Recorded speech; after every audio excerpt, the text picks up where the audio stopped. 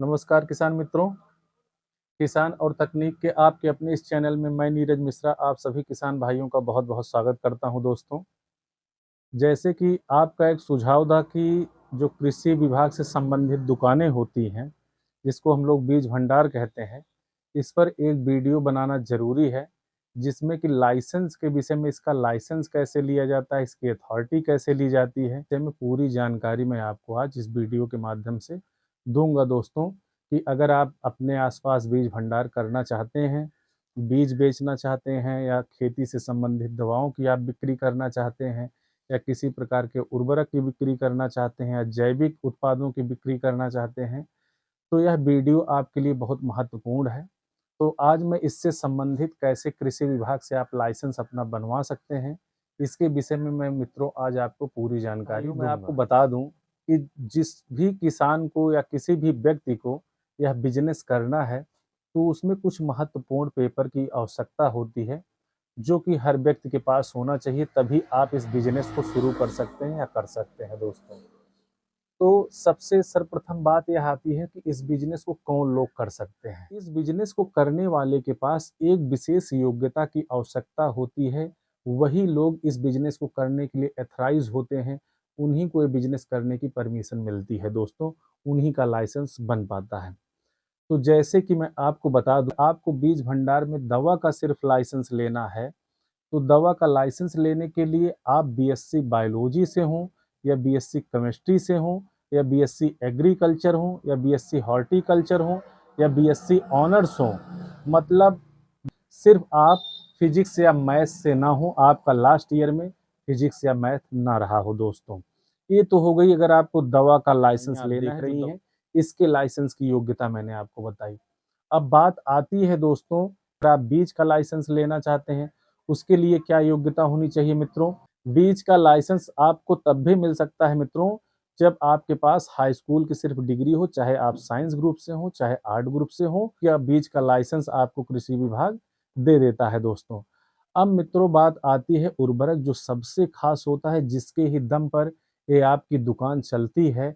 दवा और बीज आप कितनी भी ब्रांडेड क्यों नहीं रखते हैं, तब भी आप नहीं चला पाते हैं, जब तक आपके पास उर्वरक का लाइसेंस नहीं होता है, क्योंकि उर्वरक की बहुत ज़्यादा मांग होती है और किसान उर्वरक को ही लेने की वजह से आपकी दुकानों पर आते हैं। दोस्तों को जिनका लाइसेंस उर्वरक को अभी लेना है, तो उनके लिए मित्रों यह बेहद ज़रूरी है कि सिर्फ और सिर्फ वो बीएससी एग्रीकल्चर हो, या तो बीएससी में उनका लास्ट ईयर में केमिस्ट्री रहा हो मित्रों, उन्हीं को यह लाइसेंस मिल सकता है। या तो आप एमएससी एग्रीकल्चर हो, या तो एमएससी में आपका केमिस्ट्री रहा हो, तब भी आप इसका लाइसेंस उर्वरक का पा सकते हैं। दोस्तों, इन दोनों डिग्रियों के अलावा चाहे आप बायो से होंगे, चाहे हॉर्टिकल्चर से होंगे, बीएससी ऑनर्स आपका होगा, तब भी आप फर्टिलाइजर का लाइसेंस दोस्तों नहीं पा पाएंगे। सिर्फ बीएससी एग्रीकल्चर हो, तब आप फर्टिलाइजर का लाइसेंस पा सकते हैं, या तो आपका बीएससी में लास्ट ईयर में केमिस्ट्री रहा हो, तब आप उर्वरक का लाइसेंस पा सकते हैं। दोस्तों, ये तो मैंने आपको बताई योग्यता की बात कि योग्यता कैसी होनी चाहिए, उनको कौन सा लाइसेंस मिलेगा। मतलब अगर आप बीज भंडार खोल रहे हैं, तो निश्चित रूप से आप बीज भी रखेंगे, दवा भी रखेंगे, उर्वरक भी रखेंगे, आप तीनों चीज़ों को रखेंगे। तो इसलिए मित्रों यह बेहद ज़रूरी है कि आप बीएससी एग्रीकल्चर हों, या तो आपका बीएससी में केमिस्ट्री लास्ट ईयर में रहा हो। दोस्तों, तो ये तो मैं तो अभी एक पहले पार्ट के वीडियो में मैं आपको इस योग्यता को बता रहा हूँ। कुछ किसान भाइयों का, कुछ मित्रों का यहाँ भी प्रश्न बनेगा, अगर वो मान लीजिए इसके धारक नहीं है, उनके पास यह डिग्रियाँ नहीं है, तब वो लाइसेंस कैसे प्राप्त करें। उसको मैं जब इसका सेकंड पार्ट वीडियो का बनाऊंगा, तब भी उसको मैं बताऊंगा किस तरीके से आप क्या करेंगे, कि अगर आप मान लीजिए सिर्फ बीज की डिग्री की मान्यता आपके पास है, तब भी आप लाइसेंस कैसे बनवा सकते हैं पूरी तरीके से, वो भी मैं आपको बता दूंगा मित्रों।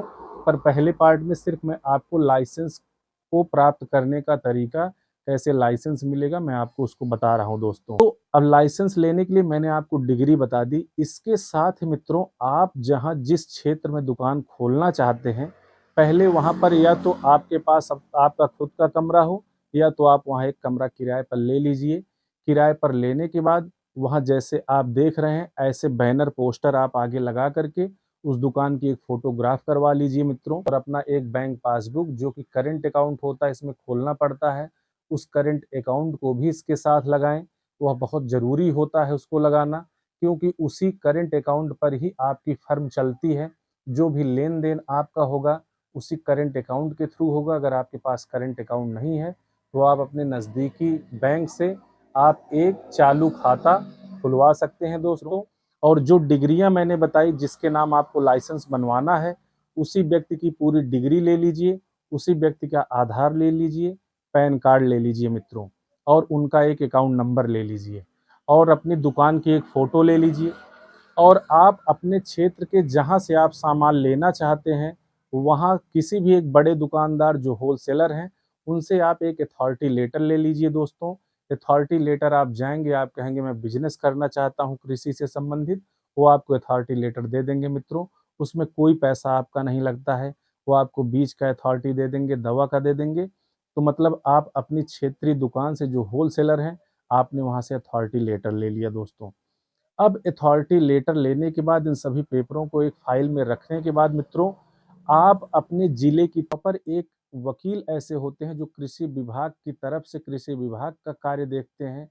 कृषि विभाग की तरफ से एक तरीके से पूरा वह कृषि विभाग से संबंधित समस्त कार्यों को जानते हैं। सारा पेपर आप उनको अपना दे दीजिए दोस्तों, जो आपने डिग्री अपनी लगा रखी है और अपना आधार कार्ड।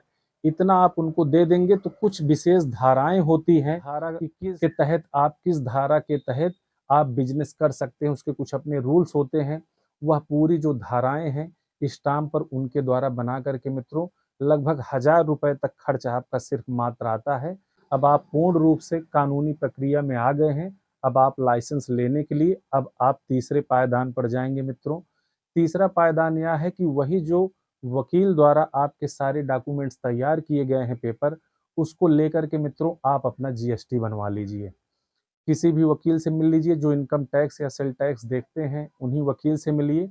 वो आपकी जीएसटी बना देंगे, मतलब आपने अपनी दुकान को जिस नाम से खोला है, उस नाम से आपकी जीएसटी बन जाएगी, मतलब यह आपकी एक फर्म बन गई।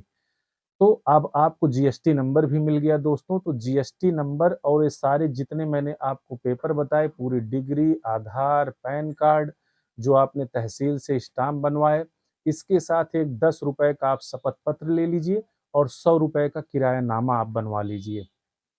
तो आप कहेंगे कि अगर मान लीजिए मेरा मकान है, तो मैं किरायानामा क्यों बनवाऊँ?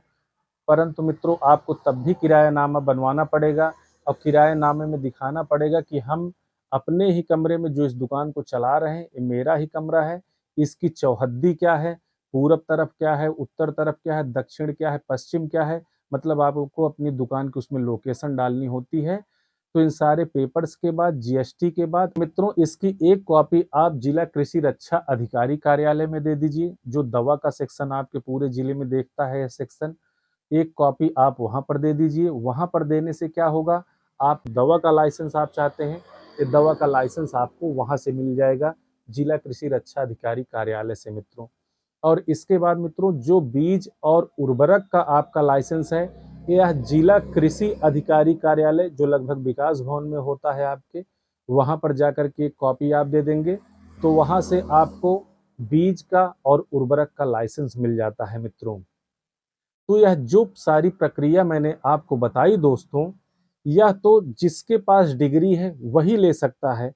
कभी-कभार ऐसे भी कुछ प्रश्न किसान भाइयों के आते हैं, मान लीजिए हमारे पास डिग्री नहीं है, तो हम किस प्रकार से हम लाइसेंस प्राप्त करें? तो मित्रों, इसका जो वीडियो है उसको मैं सेकंड पार्ट में बना कर के बारे में आपके सारे प्रश्नों को उसमें सॉल्व करूँगा, कि जब आप उर्वरक का लाइसेंस पा जाते हैं दोस्तों, तो आपको वहाँ से सबसे लास्ट में एक पॉस मशीन मिलती है। वो मैं आपको पहले पॉस मशीन दिखा देता हूँ। उसी के अकॉर्डिंग आपको जितना भी आप उर्वरक पाएँगे दोस्तों, उसमें बैलेंस दिखाएगा, और आप जितना खारिज करेंगे जितने नाम से, वह उसमें सब शो करता है। यह मशीन बहुत ही आवश्यक होती है। ये जो आप मेरे साथ देख रहे हैं दोस्तों, यही ये पॉस मशीन है। इसमें सारी डिटेल्स जो भी आप फर्टिलाइज़र लेकर के आते हैं दोस्तों, जैसे यूरिया या डीएपी या चाहे जो, तो इसी पॉस मशीन के ज़रिए वो चीज़ें आपको मिलती हैं। इसी से आप खारिज करते हैं, कितना आपको मिला है, कितना आपने यूरिया या डीएपी या पोटाश बेचा है, वो सब डिटेल इसमें रहती है। यह कृषि विभाग में जब आप फर्टिलाइज़र का लाइसेंस प्राप्त कर लेते हैं, उसके कुछ दिनों बाद आपको यह मिलता है दोस्तों। इसके लिए एक रिटेलर आईडी आपको मिलता है कृषि विभाग से, एक पासवर्ड मिलता है, उसी से यह चलता है दोस्तों, वह बहुत ज़रूरी होता है। तो उस रिटेलर आईडी को, पासवर्ड को भी आप कहीं लिख कर के भी रख सकते हैं, मशीन में तो मान लीजिए सेव ही रहता है, तो यह बहुत ज़रूरी होता है दोस्तों। अब इसका जो मैं सेकंड पार्ट बनाऊँगा, उसमें दोस्तों मैं आपको बताऊँगा किस तरीके से अगर डिग्री आपके पास नहीं भी है, तब भी आप इसका कैसे आप लाइसेंस प्राप्त कर सकते हैं, उसमें सारी जानकारी मैं आपको दूँगा दोस्तों। तो मेरा आप सभी किसान भाइयों से अनुरोध है, तो किसान और तकनीक चैनल को आप ज़्यादा से ज़्यादा लाइक करें, सब्सक्राइब करें, शेयर करें और कमेंट करें दोस्तों। तो आप सभी किसान भाइयों का बहुत-बहुत धन्यवाद। नमस्कार।